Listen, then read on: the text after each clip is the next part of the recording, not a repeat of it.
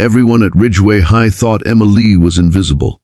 She walked the halls like a whisper, always looking down, clutching her books close to her chest as if they were armor. The bullies called her the Ghost Girl. But one rainy afternoon, when those same bullies thought it would be funny to shove her down a staircase, something inside Emma broke. Not her bones, but a silence that had kept her caged for too long. That day, the quiet girl everyone ignored became the name nobody could forget. Emma Lee was the kind of student who blended into walls. She sat at the back of every class, spoke softly when spoken to, and never raised her hand. Her long chestnut hair usually hid half her face, and her oversized sweaters seemed to swallow her small frame whole. Teachers liked her because she never caused trouble. Students ignored her because she didn't fight to be seen. But every day was a quiet battle. Emma's locker was always vandalized. Crude notes, gum smeared on the handle, sometimes her books dumped on the floor.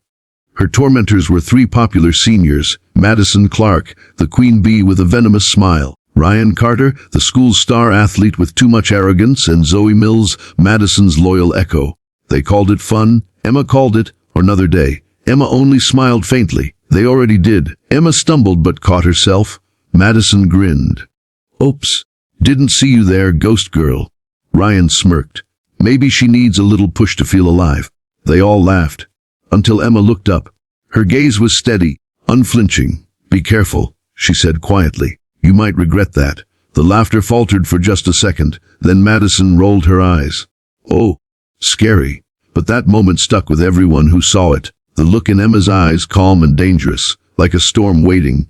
Two days later, the storm hit. It was after school, the hallway nearly empty. Emma was walking down the main staircase when she heard footsteps behind her, fast, mocking. Madison's voice echoed, "Hey, ghost girl! Bet you can't fly down the stairs!" Before Emma could turn, Ryan shoved her shoulder hard. Her books flew out of her arms, her feet slipped, and she tumbled down 6 steps, hitting the ground with a sickening thud. The sound made even Zoe gasp. Madison froze for a second, then laughed nervously. "Oh my God, we didn't mean." But Emma was already standing up.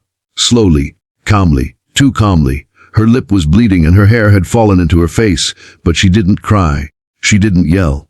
She just looked up at them with an expression that sent a chill through the air. "Do that again," she said softly. Ryan frowned. "What?" I said. She repeated, stepping closer, "Do it again." Ryan laughed, trying to brush it off, but something in Emma's eyes made him step back. "You need to chill, freak." Emma's hand shot out faster than anyone could react. She grabbed his wrist. A twist, a snap, and Ryan screamed as his body dropped to the floor. The sound of his ankle giving way echoed through the hall.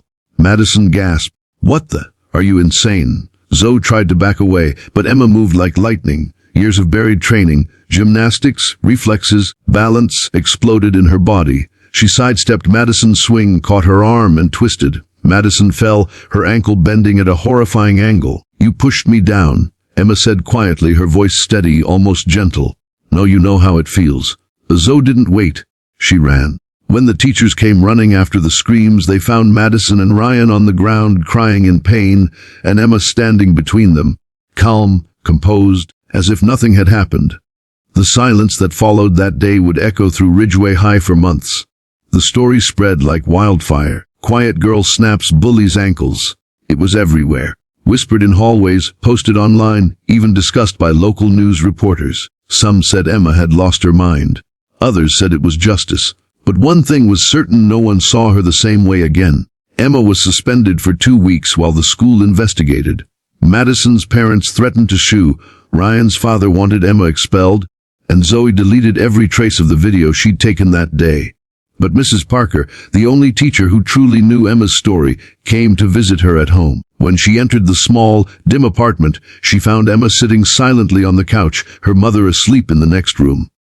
Mrs. Parker sat down beside her. "I saw the video," she said softly. "That wasn't the girl I used to coach." Emma looked away. "They shoved me down the stairs. I just reacted." "I know," Mrs. Parker said, "and I'm not here to blame you, but I want you to remember who you are, not who they turned you into." Emma's eyes softened. "I didn't want to hurt them. I just wanted it to stop." Mrs. Parker nodded. "Then use that strength for something better. Come back to the gym. Train again. Not for revenge, for yourself. That night, Emma couldn't sleep. She thought about her father. How he used to tell her, the strongest people aren't the ones who fight others. They're the ones who rise after being pushed down. So the next morning, she made a choice. She returned to school, not to apologize, not to hide, but to rebuild. The first day back was tense. Whispers followed her everywhere. People stepped aside in the hallway. But instead of shrinking, Emma lifted her head high. When Madison hobbled past on crutches, Emma didn't look away. Their eyes met for one long, heavy second. Then Madison whispered, "I'm sorry." It wasn't much, but it was enough. Over the next months, Emma joined the gymnastics club again. At first, she was rusty, but every flip, every landing felt like reclaiming a piece of herself. Mrs. Parker became her mentor again, pushing her to compete in state championships. Slowly, the ghost girl became something else, a survivor, an inspiration. One afternoon, Zoe approached her in the gym. "Hey, I just wanted to say, you were right. We were horrible. I shouldn't have recorded that." Like, share, and subscribe to Story Sphere for more powerful stories that remind us strength isn't about breaking others. It's about rebuilding yourself.